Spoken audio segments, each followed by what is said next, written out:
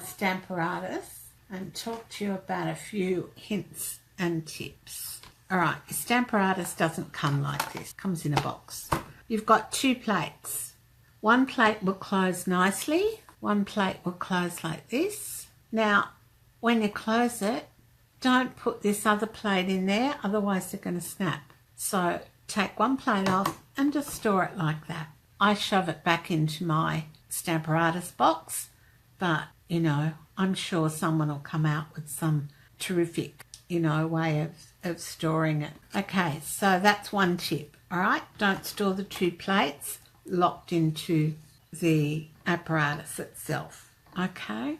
All right, now, here's another tip. I've got 2 fingers on my left hand that have decided they're not going to work very well anymore, so I have trouble picking things up. Now, these 2 magnets love each other, but can I tell you, don't put them near each other. They are so strong, you're likely to end up with 4 magnets. Now, I've just put some painter's tape on this. You could use washi tape. I like the painter's tape because of the width and because of the colour. I can see where it is. One day I lost one of my magnets, couldn't find it anywhere, cleared my whole table up, and there it was, hanging off my snips, which have got a metal thing on the end.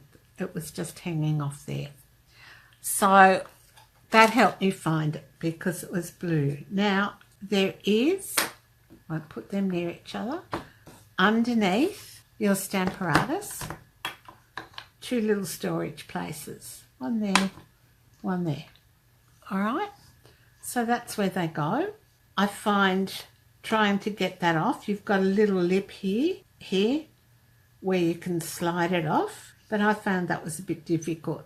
I'm getting so much arthritis in my fingers, it's not funny. So having something to pull it off made life easier for me. All right, so there's another tip.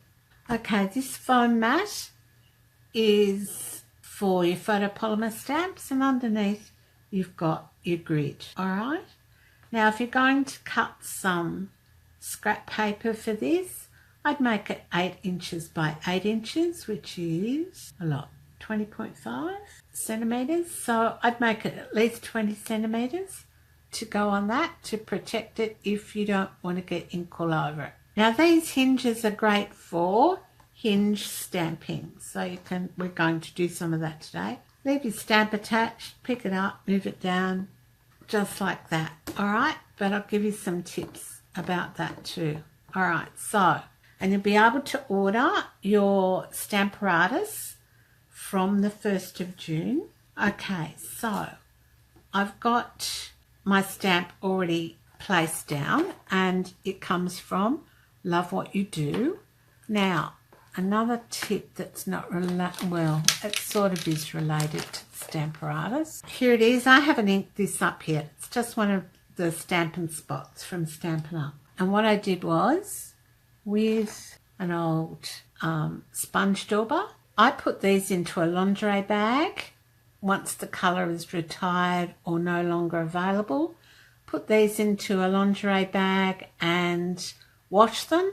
Hang the lingerie bag on the line and they dry. You don't have to put them out one by one. I label all my sponge daubers because I like to have one sponge dauber for each colour. Anyway, once you've washed them, these little tops come off quite easily, just like that. And you can throw it away or you can reuse it if you want to. And then in the dollar shop the other day, I was in the reject shop here in Morisset. I found these handy dots for $1. And you get the dots in 2 sizes. The black ones, the big one's a bit too large for what we need at the moment, but the smaller ones are great. All right, so what you do is you take one off and you put it on the bottom of this, on the top of your sponge dauber where you just took that bit off. All right, then you get the other side of it and you put it under one of the Stampin' Spots, and then look what happens. You can ink up your stamp like that and not get inky, because if you're doing it just with your fingers, you can get ink everywhere. So there's another tip for Stampin' Spots, which we're not going to use today because I don't have mint macaron refill anymore, or if I do, I've lost it. Okay, so I've cut a piece that is 3 inches by 3 1/4 inches, I think, and then I've got a couple of other tips for you as well. All right, and then I'm just going to put my magnet one there, and I will get the other one because sometimes with your photopolymer stamps, the stamp actually sticks, and if you've only got a little piece of card and you've got the foam mat down, you might find it hard to put it back into position. All right, so when you're stamping and you're inking up, you want to have your plate at the same level as your Stamparatus so that when you're inking up, it's got a firm surface. Now, if you don't have that, because you've already got your stamp in the right spot, hey, you can take this off, put it down on the table and ink up that way. All right, so we're going to do it both ways to start with. And I'm going to start with, mint macaron. And so if I put it flat on my table, I can then come in and ink up my stamp. Now, give it a little twist. That's another tip. I don't know why that works, but it seems to help. And I keep wet wipes handy. All right, apparently you can buy chamois that do this, but Stampin' Up are coming out with a chamois. All right, so I've inked up with mint macaron and I'm going to stamp down. And I just like to walk my little fingers over it to make sure it gets a good impression. And it hasn't, so I can walk it some more, or I need to ink it some more. There we go. All right, and then I'm going to come in and I'm going to lift this up and move it down.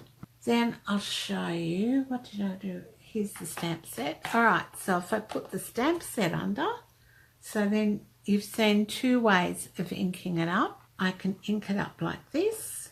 Now the little spots are good because you don't get ink all over your plate, but you know what? Comes off. So going again, and down we go.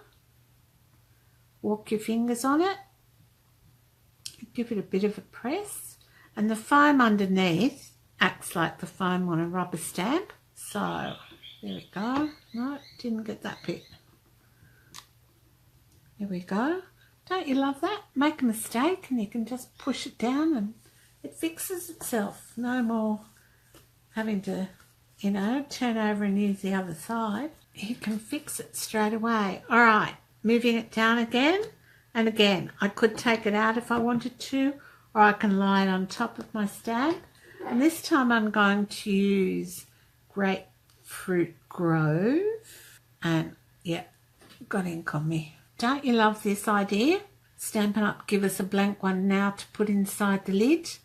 Fantastic idea, because if you've got a lot of colours open and you're not sure, you no longer have to pick it up and have a look, see what colour it is. You can see from the lid. Fantastic. Oh, this one's a bit juicy. All right, so now I saw one of the girls, might be Linda Heller, I think.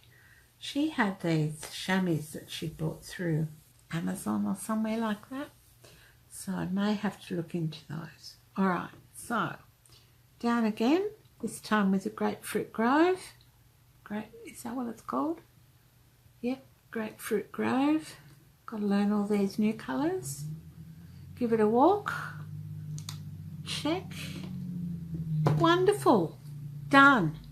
All right, so that's that bit. I'm just going to wipe this over with a wet wipe. So I've got a piece of card here, which I'm just going to fold in half.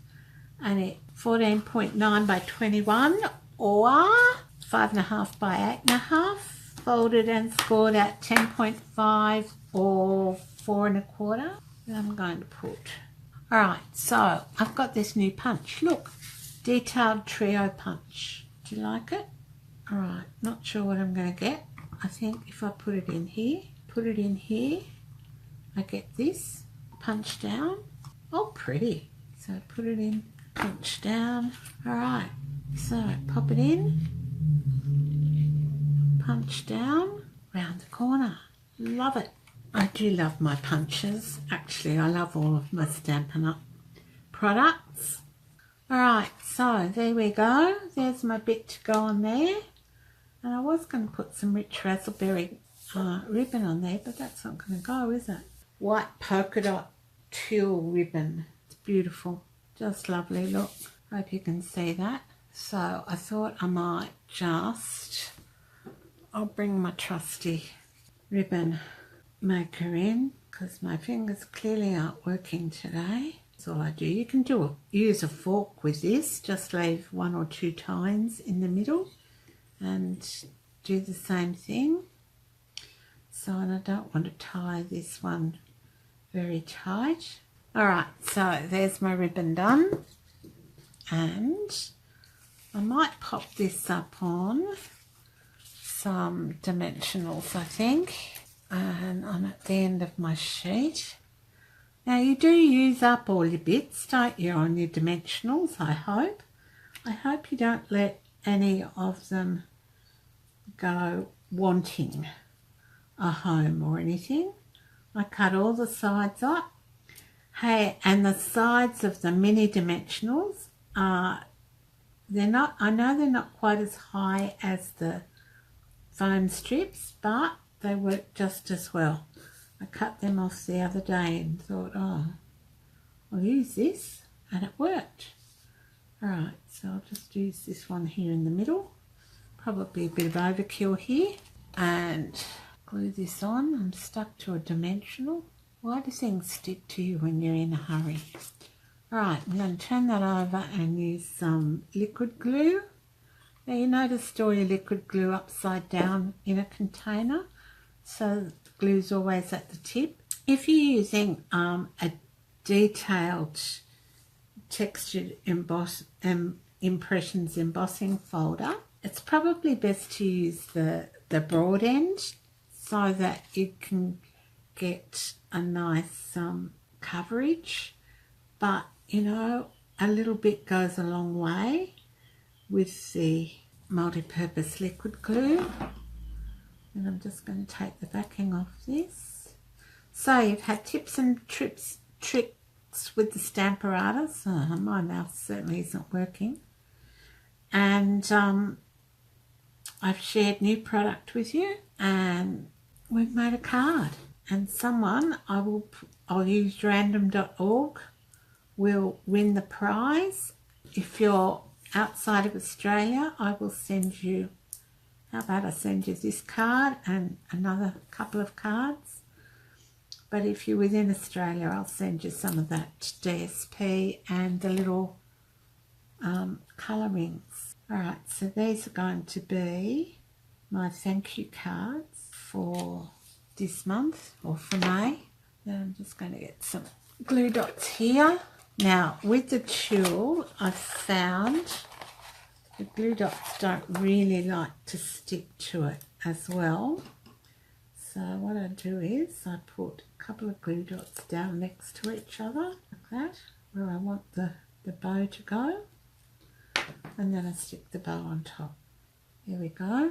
Does it need some little embellishments? Don't know what's what. Alright, we might put this one on here.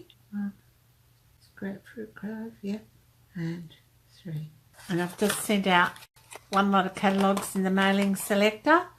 So if you're one of my customers, I've already added the mailing selector for you, and that's going out hopefully mid-May, and you'll get your catalogues, and I'll send you a card and something else. I'm not charging for my catalogues. If you've shopped with me in the last 12 months, you'll get a catalogue free. All I do ask is that you do shop with me, that you do use me as your demonstrator, because the catalogues are costing me, I think it's $6.75 through the mailing selector from Stampin' Up.